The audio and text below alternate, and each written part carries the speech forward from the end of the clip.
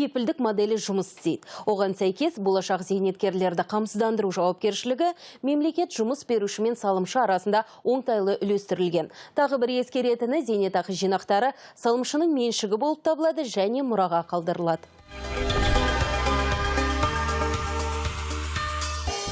Армағайын, бүгінгі күні қорда 10 триллион теңгеден астам қаржы жиналған. Бұл ай сайын табысының 10%-ын қорға үзбей аударып жүрген тұрғындарымыздың капиталы.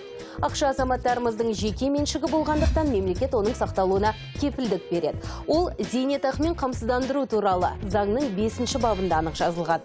Яғни зейнетке шыққанда сіз қорға аударған қаражатыңыздан көп алмасаңыз кем алмайсыз деген сөз. Қазақстандағы зейнетақымен қамсыздандыру туралы заңның 5-ші бабына сәйкес зейнетақы төлемдерін алу құқығы туындаған жағдайда мемлекет зейнетақы төлемдерін алушының зейнетақы жүйесіне қатысқан барлық кезеңдегі инфляция деңгейін ескере отырып, алушының зейнетақы шотына төленген бірыңғай қордағы зейнетақы шотына төленген міндетті зейнетақы жарналарының және міндетті кәсіптік зейнетақы жарналарының нақты төленген мөлшерінде толықтай сақталуына кепілдік береді.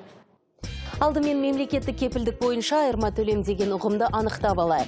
Ол инфляцияны ескере отырып, шоттағы зейнетақы жинақтарының сомасымен сол шотқа нақты енгізілген міндетті және міндетті кәсіптік зейнетақы жарналары сомасын салыстыру арқылы анықталатын айырма сома. Ол мемлекеттік бюджет есебінен бір жолғы төлем ретінде жүзеге асырылады.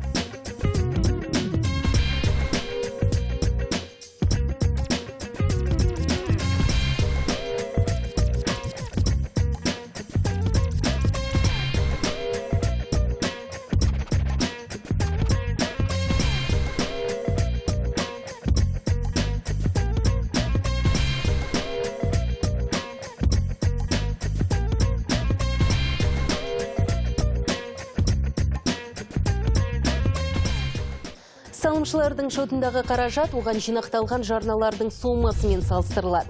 Тексеріс кезінде зейнеткердің жинақтаушы зейнетақы жүйесіне қатысқан бүкіл кезеңдегі инфляция деңгейі ескеріледі.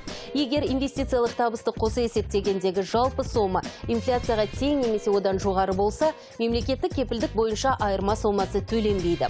Ал қаражат көлемі инфляциядан төмен болса, азаматтарға арналған үкімет мемлекеттік корпорациясы айырма төлемін есептеп төлеуге міндетті.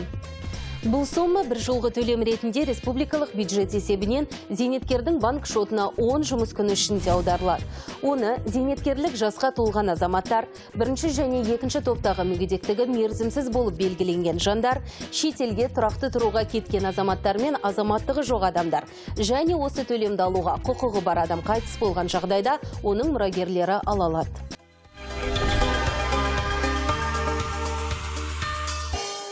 2018 жылдың қазан айында іске қосылған композитті қызметтер аясында зейнетақы төлемдерін алушы базалық зейнетақыны, ортақ зейнетақыны және бірыңғай зейнетақы қорынан төленетін төлемдерді және мемлекет тарапынан төленетін мемлекеттік кепілдік бойынша айырма төлемді алу үшін бірыңғай өтінішпен азаматтарға арналған үкімет мемлекеттік корпорациясының халыққа қызмет көрсету орталықтарына жүгіну қажет. Ал айырма төлемді алу үшін жеке өтініш тапсырудың керегі жоқ. Мысалы ретінде биылғы жылы апаңыз зейнетке шықты делік. Оның шотына аударылған жарналардың сомасы инфляцияны ескере отырып 3.161.714 теңгені құрады. Ал жинақ ақшаның инвестициялық табысты қоса есептегендегі көлемі 3.116.178 теңгеге тең. Бұл жағдайда апаңызға 45.536 теңге айырма сомасы төленеді.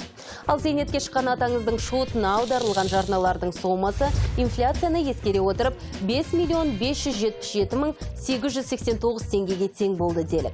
Ал жинақ ақшаның инвестициялық табысты қоса есептегендегі көлемі 5.579.864 теңгені құрады. Әрине бұл жағдайда жиынтық сома жарналардың сомасына қарағанда үлкен. Сондықтан атаңызға айырма сомасы төленбейді. Яғни бір жолғы өтемақы мөлшері әрбір салымшының зейнетақы жүйесіне қатысқан өтіліне және шотындағы жинақтарының көлеміне қарай әртүрлі болады. Әзірге айтарым осы, келесі кездескенше күн жақсы.